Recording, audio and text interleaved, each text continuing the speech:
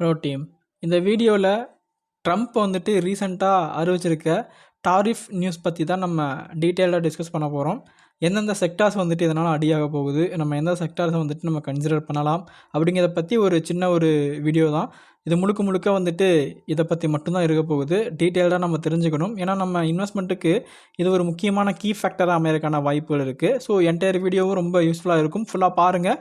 ஃபுல்லாக பார்த்துட்டு இந்த வீடியோ உங்களுக்கு பயனுள்ளதாக இருக்குன்னு தோணுச்சுன்னா மறக்காமல் லைக் பண்ணிக்கோங்க. என்ன ப்ரோ, இப்போது வரி இன்க்ரீஸ் பண்ணாங்கன்னா ஸ்டாக்கோட ப்ரைஸ் எல்லாம் பயங்கரமாக கீழே வரதான ப்ரோ வாய்ப்பு இருக்குது. இதில் நமக்கு எங்கே இன்வெஸ்ட்மெண்ட்டுக்கான சான்சஸ் கிடைக்கும் அப்படின்னா, இப்போது இந்த வரி ஏற்றம் அப்படிங்கிறது ஒரு ஷார்ட் டைமில் நமக்கு ஒரு சின்ன பேர்டனாக அமையறதுக்கான வாய்ப்புகள் இருக்குது. அதுக்கப்புறம் அது நார்மலைஸ் ஆகிடும். இது யாருக்கு பேக் ஃபயர் ஆகும் அப்படின்னு பார்த்தீங்கன்னா, டே பை டே போக போக அது அமெரிக்கன் கன்சியூமருக்கு வந்துட்டு ஒரு பெரிய பேர்டனாக இருக்கும். அவங்க அதிக ப்ரைஸ் கொடுத்து சில ப்ராடக்டை வந்துட்டு கன்சியூம் பண்ணுற மாதிரி இருக்கும். டைரெக்டாக அவங்களே வந்துட்டு வரியை மீண்டும் குறைப்பதற்கான வாய்ப்புகளும் உருவாக இது காரணமாக இருக்கும். ஆனால் இப்போது இந்த டைமில், இந்த ஷார்ட் டைமில் என்னென்ன பகுதிகளுக்கு அதிகமான ஒரு பாதிப்பு வரும் அப்படின்னு பார்த்தீங்கன்னா, ஃபஸ்ட்டு வந்துட்டு அக்ரி, செகண்ட் ஒன் பார்த்தீங்க அப்படின்னா ஃபார்மா, கெமிக்கல்ஸ், அப்புறம் வந்துட்டு stones, medical devices, electrical devices, machinery, இந்த மாதிரி முக்கியமான கம்பெனிஸுக்கு ஒரு பெரிய பர்டனாக வந்துட்டு ரொம்ப ஷார்ட் டைமில் அஃபெக்ட் ஆகிறதுக்கான சான்சஸ் இருக்குது. இன்னொரு முக்கியமான ஃபேக்டர் பார்த்தீங்க அப்படின்னா, இப்போ நம்ம நாட்டிலேருந்து எக்ஸ்போர்ட் பண்ணுறாங்க யூஎஸ்க்கு. அதே போல் வேறு நாட்டிலேருந்து யூஎஸ்க்கு எக்ஸ்போர்ட் பண்ணுற கம்பெனிஸுக்கு இது ஒரு பெரிய பெனிஃபிட். ஏன்னா அதிகப்படியான எக்ஸ்போர்ட் மார்க்கெட் வந்துட்டு நம்மக்கிட்ட தான் இருக்குது யூஎஸ் பொறுத்தளவுக்கும். ஆனால் இது வந்துட்டு பிற்காலங்களில் இந்த ஒரு ஷார்ட் டைமில் அது குறைவதற்கான வாய்ப்புகள் இருக்குது. ஏன்னா அவங்களுக்கு வரி விலக்கு அப்படிங்கிறது குறைவாக இருக்கும். கம்பேர்ட் டு த இந்தியா அவங்களுக்கு குறைவாக இருக்கிறனால இந்தியன் எக்ஸ்போர்ட்டிங் கம்பெனிகளுக்கு இது கண்டிப்பாக பிரச்சனையாக உருவெடுக்கும். அதோட இப்போ இந்த டாரிஃப் டிஃப்ரென்சஸ் பார்த்தீங்க அப்படின்னா, முன்னாடி இருந்ததுக்கும் இப்போ இம்ப்ளிமெண்ட் ஆனதுக்கும் டிஃப்ரென்சஸ் பார்த்தீங்க அப்படின்னா, கெமிக்கல்ஸ் அண்ட் ஃபார்மாட்டிக்கல் ப்ராடக்ட்டுக்கு 8.6%, பிளாஸ்டிக் ப்ராடக்ட்டுக்கு வந்துட்டு 5.6%, டெக்ஸ்டைல் அண்ட் கிளாத்திங்க்கு பார்த்தீங்கன்னா 1.4%, தென் டைமண்ட், கோல்டு, ஜுவல்லரி, இந்த மாதிரி ப்ரீசியஸ் மெட்டல்ஸுக்கு வந்துட்டு 13.3%, அயர்ன், ஸ்டீல், இந்த மாதிரி ப்ராடக்ட்டுக்கு வந்துட்டு 2.5% வந்துட்டு இருக்குது. அதே சமயத்தில் மிஷினரி அண்ட் கம்ப்யூட்டர் ப்ராடக்ட்டுக்கு வந்துட்டு 5.3% இன்க்ரீஸ் ஆகிருக்கு. அதாவது டிஃப்ரென்சஸ் இருக்குது. எலக்ட்ரானிக்ஸ் ப்ராடக்ட்டுக்கு வந்துட்டு கிட்டத்தட்ட 7.2% வந்து டிஃப்ரென்சஸ் இருக்குது. ஆட்டோமொபைல்ஸ் அண்ட் ஆட்டோமொபைல் காம்பனன்ட்ஸுக்கு பார்த்தீங்க அப்படின்னா 23% வந்துட்டு டிஃப்ரென்ஸ் அப்படிங்கிறது க்ரியேட் ஆகிருக்கு. இது உண்மையாகவே வந்துட்டு நம்ம மார்க்கெட்டை பயங்கரமாக வந்துட்டு ஷார்ட் டைமில் இறக்க போகுது. என்ன ப்ரோ, இன்றைக்கி மார்க்கெட் பாசிட்டிவாக தானே க்ளோஸ் ஆகிருக்கு அப்படின்னு ஃபீல் பண்ணிங்க அப்படின்னா, மேபி வந்துட்டு இது டெஃபினட்டாக நம்ம மார்க்கெட்டில் அஃபெக்ட் ஆகும். நமக்கு நல்ல ஒரு சான்ஸ்லாம் கிடைப்பதற்கான வாய்ப்புகள் இருக்குது. இப்போ பார்த்த இந்த செக்டர் அனலைஸ் நம்ம பார்க்கும்போது ஆட்டோ செக்டரில் நமக்கு நல்ல ஒரு லெவலில் ஸ்டாக்குகள் கிடைக்க போகுது. இண்டெக்ஸும் நம்ம நல்ல லெவலில் கிடைக்க போகுது. தென் அடுத்ததாக வந்துட்டு இந்த டைமண்ட், கோல்டு ஸ்டாக்கு வந்துட்டு நமக்கு நல்ல ஒரு வாய்ப்பு கிடைக்க போகுது. ஃபார்மாட்டிக்கல் கம்பெனிஸ் அண்ட் கெமிக்கல் ஸ்டாக்லேயும் நல்ல ஒரு வாய்ப்புகள் அப்படிங்கிறது நமக்கு வரப்போகுது.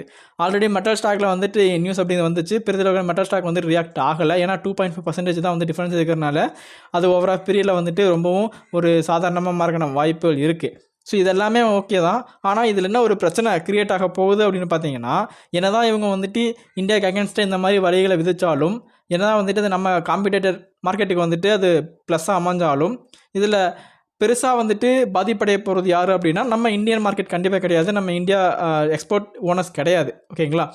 இதில் பாதிக்கப்பட போகிறது யார் அப்படின்னு பார்த்தீங்கன்னா, அமெரிக்கன் கன்சூமர்ஸ் தான் வந்துட்டு பாதிக்கப்பட போகிறாங்க. ஏன்னா ஓவரால் பீரியடில் வந்துட்டு இவங்க எக்ஸ்போர்ட் பண்ண தான் போகிறாங்க. அந்த மார்க்கெட் அப்படிங்கிறது வழக்கம் போல் ரன்னாக தான் போகுது. ஆனால் அவங்க கன்சியூம் பண்ணும்போது அங்கே வந்துட்டு அவங்களுக்கு விலை உயர்வாக தான் அந்த ப்ராடக்ட் கிடைக்கும். இது ஒரு பெரிய பிரச்சனையாக கூட மாறும். இதனால் வந்துட்டு எகெயின் அவங்க இந்த விலை ஏற்றத்தை வந்துட்டு வாபஸ் வாங்கக்கூட வாய்ப்புகள் இருக்குங்கிறத வந்துட்டு நான் பர்சனலாக ஃபீல் பண்ணுறேன். ஆனால் ட்ரம்ப் என்ன முடிவு பண்ண போகிறாரு அப்படிங்கிறத நம்ம வெயிட் பண்ணி தான் பார்க்கணும்.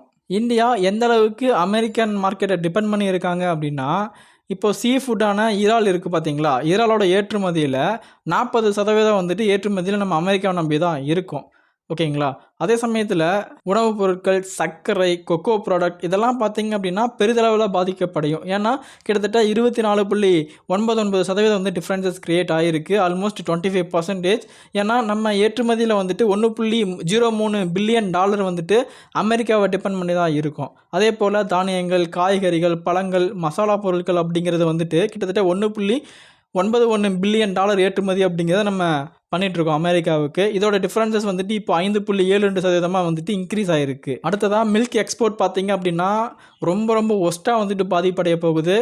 181.49 பில்லியன் அமெரிக்கன் டாலர் மதிப்புள்ள ஏற்றுமதி கொண்ட இந்த பால் ஏற்றுமதி அப்படிங்கிறது இப்போது வந்திருக்க இந்த டாரிஃப் இன்க்ரீஸ்னால 38.23% வேறுபாட்டை வந்துட்டு பெற்றிருக்காங்க.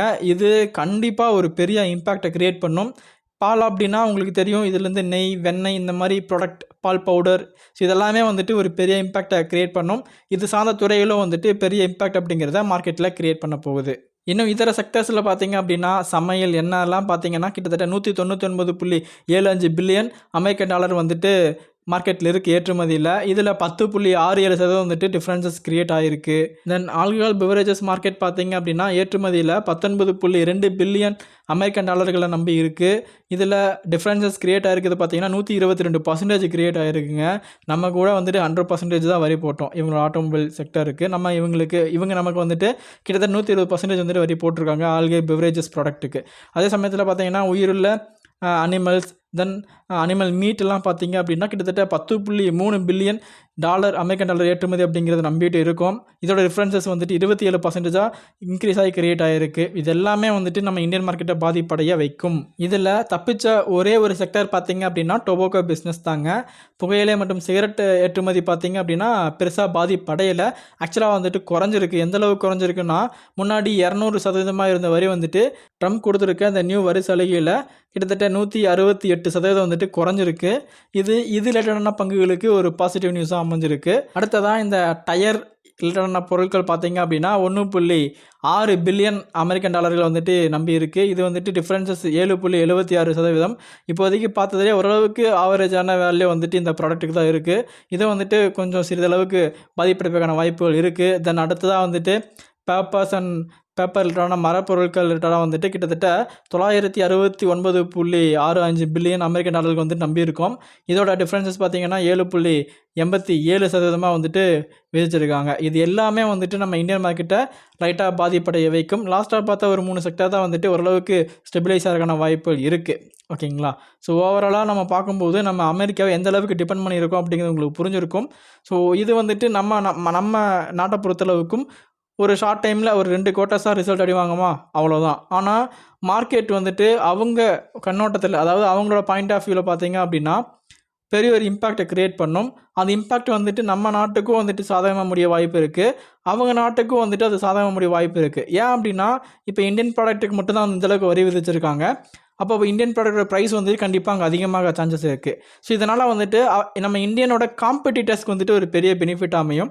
ஏன்னா அவங்களும் சேம் ப்ராடக்டை வந்துட்டு அவங்க அங்கே வந்து இம்போர்ட் பண்ணுவாங்க. அப்படி இம்போர்ட் பண்ணும்போது நம்மளோட ப்ராடக்டோட ப்ரைஸை விட அவங்களோட ப்ராடக்டோட ப்ரைஸ் கரெக்டாக இருந்துச்சு அப்படின்னா, ஓரளவு கம்மியாக இருந்துச்சு அப்படின்னா டேரெக்டாக கிளைண்ட் எல்லாமே வந்துட்டு டெஃபினட்டாக மூவ் ஆகிறதுக்கான சான்சஸ் இருக்குது. ஸோ யாரெல்லாம் வந்துட்டு அந்த ராயல்ட்டி அண்ட் குவாலிட்டியை வந்துட்டு பார்க்குறாங்களோ அவங்க மட்டும்தான் தொடர்ந்து நம்மளோட ட்ரேட் அப்படிங்கிறத பண்ணுறதுக்கான வாய்ப்பு இருக்குது. ஸோ இதை இதை டேலி பண்ண போகிறாங்க, எப்படி வந்துட்டு இதை முறைப்படுத்த போகிறாங்க, இல்லை அமெரிக்காவை வந்து இது குறைக்க வாய்ப்பு இருக்கா, இல்லை வந்துட்டு இந்தியா வந்துட்டு இவனோட வரியை குறைக்க வாய்ப்பு இருக்கா அப்படிங்கிறத நம்ம பொறுத்துட்டு தான் பார்க்கணும். ஸோ இது கண்டிப்பாக நம்ம மார்க்கெட்டுக்கு ஒரு பேடான நியூஸ் தான். மார்க்கெட் இன்றைக்கி நெகட்டிவாக இல்லை அப்படிங்கிறது எனக்கு ஆச்சரியமாக இருக்குது. ஸோ நாளைக்கான மார்க்கெட் எப்படி இருக்கும் அப்படிங்கிறத பார்க்கலாம். நீங்கள் கொஞ்சம் கேர்ஃபுல்லாக தான் மார்க்கெட்டில் இருக்கணும் அப்படிங்கிறத நான் இந்த இடத்துல பதிவு பண்ணிக்கிறேன். ஓகேங்களா? டெஃபினட்டாக இந்த வீடியோ உங்களுக்கு மிகப்பெரிய ஒரு ஐ ஓப்பனாக இருந்திருக்கும்னு நினைக்கிறேன். ஸோ நீங்கள் என்னென்ன செக்டர்ஸை கன்சிடர் பண்ணணும் அப்படிங்கிறத கண்டிப்பாக இந்த வீடியோவோட ஒவ்வொரு பார்ட்லேயும் உங்களுக்கு புரிஞ்சிருக்கும். ஸோ அதை நீங்கள் ஃபாலோ பண்ணுங்கள். டெஃபினட்டாக நல்ல விதமான ஒரு ரிட்டர்ன்ஸ் அந்த மாதிரி க்ரியேட் பண்ணலாம். ஓகேங்களா? கண்டிப்பாக இந்த வீடியோ உங்களுக்கு பயனுள்ளதுன்னு தோணுச்சுன்னா மறக்காமல் உங்கள் ஃப்ரெண்ட்ஸ் அண்ட் ஃபேமிலிக்கும் இந்த வீடியோவை ஷேர் பண்ணுங்கள்.